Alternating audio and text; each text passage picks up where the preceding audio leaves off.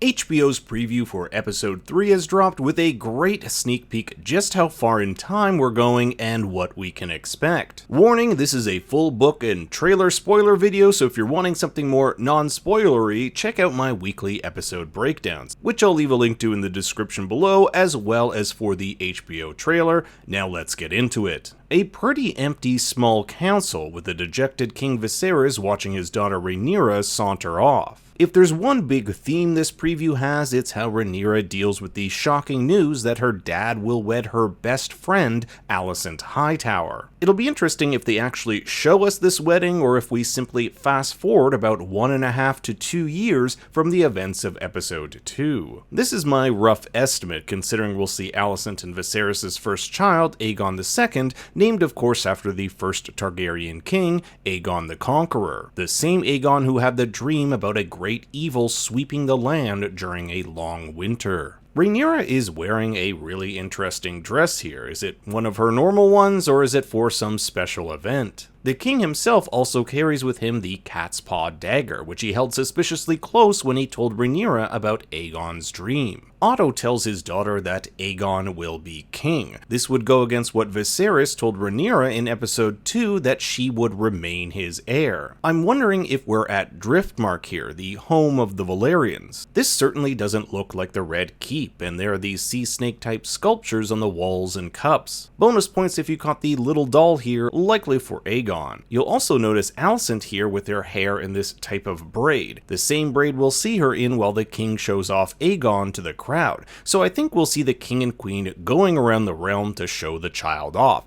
proving that everything is well and good. We aren't exactly sure where this takes place. There's almost no nondescript banners. However, take a look at two of the prominent men watching Aegon paraded about. One we've met, the King's Master of Laws, Lord Lionel Strong, so I don't think it's that far of a stretch to think that the man beside him with a cane is one of his sons, Sir Larys Strong. He was, after all, nicknamed Larys Clubfoot because his feet were twisted at birth. The historians who wrote the accounts found in Fire and Blood find Larys to be one of the most baffling characters, whose allegiances are never fully known. This makes him an especially dangerous character. I like this shot here of young Aegon being passed to his father, where you can make out he's been playing with a little toy dragon. From what I've read, Aegon II will be portrayed by 3 different actors, one as an infant, a child, and an adult.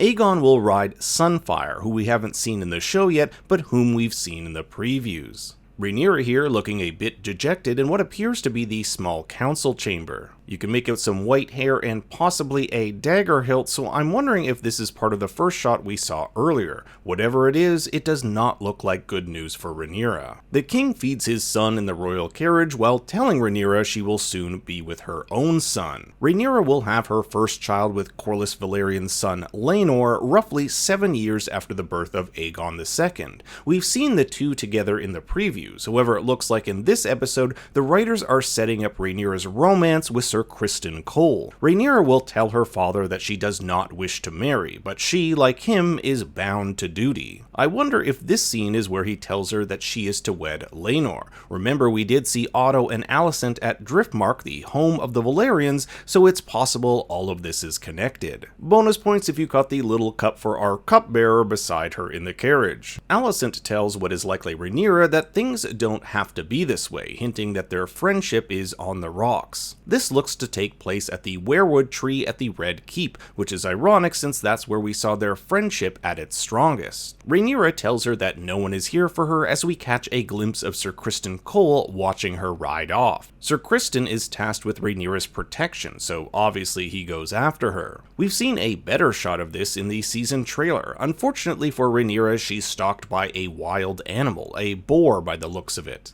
A boar is also what mortally wounded Robert Baratheon. There also appears to be some armor here on the bottom left. Sir Criston will remove a sword from it, but it's unclear whether this person or armor was dead/here beforehand. We've seen in the trailer that Criston and Rhaenyra spend the night by campfire, where Rhaenyra asks him, "Do you think the realm will ever accept me as their queen?" The relationship between Rhaenyra and Sir Criston is extremely interesting because the book offers multiple scenarios on how their love turns turns to poison. In one, Sir Criston rejects Rhaenyra on account of his Kingsguard oath that he is never to wed or have a partner, and in the other, it's Rhaenyra who will end up rejecting Sir Criston, with Septon Eustace stating that a Targaryen was meant to be more than a wife of a sellsword. So I'm super interested which direction the writers will take this. Corlys warns that crabfeeder Craghas Drahar has dug his heels in on Bloodstone, the largest of the islands in the Stepstones. We also get our first shot of Corlys in this badass armor. This appears to be Bloodstone, under siege. Giant balls of flame from siege equipment on the island suggest the ships here are Corlys's. To the left we can make out a dragon. This could either be Daemon's Caraxes or Laenor's Sea Smoke. The king here prepares to jab a bloody spear. I wonder if he'll be killing that boar that attacked Rhaenyra, or perhaps this is something else entirely. Corlys and his men, along with Daemon, use these pieces to plan out their attack. Behind Daemon you can make out Corlys' son, Laenor, who we last saw in episode 1 as a child. What ensues is a giant battle between the Valyrian-Daemon alliance and Craghas Drahar, backed by the Triarchy. Corlys exclaims that they're losing, and we even see Daemon shot with an arrow. It seems like one of those all is lost moments until a dragon comes in to turn the tides. I actually think this is Sea Smoke, who is ridden by Laenor. This doesn't look like Caraxes to me, and we saw Daemon injured by an arrow, but it also makes me question why Daemon didn't just ride in with his dragon in the first place. Perhaps he wants to prove himself in battle without the help of one. That way no one can ever claim the only reason he's as powerful as he is because of his dragon. Corlys did say to him last episode that the Stepstones would be the perfect opportunity for him to prove himself. Another question I have is whether in this episode we'll see the end of Craghas Drahar. The War of the Stepstones was a 2-year series of battles. In the book, Daemon ends up beheading Craghas with his sword, Dark Sister. What I want to know is how long the Stepstones arc will go in the series. One of the trailers actually shows Prince Daemon returning to King's Landing holding what appears to be a hammer. Could this be the same hammer Craghas Drahar used to nail his victims? Corlys crowned Daemon the King of the Stepstones and Narrow Sea after his victories there, but the book has Daemon giving up that crown to Viserys, bending the knee, and the two reconcile with Daemon getting a seat back on the small council. So that's it for the episode 3 preview. I can't wait until next week when I'm proven completely wrong. Be sure to like and subscribe, and if you haven't seen my episode 2 breakdown, be sure to check that out. You can also follow me on Twitter and Instagram at ThinkStoryYT. Until next time, remember... It's a Crispin, wasn't it?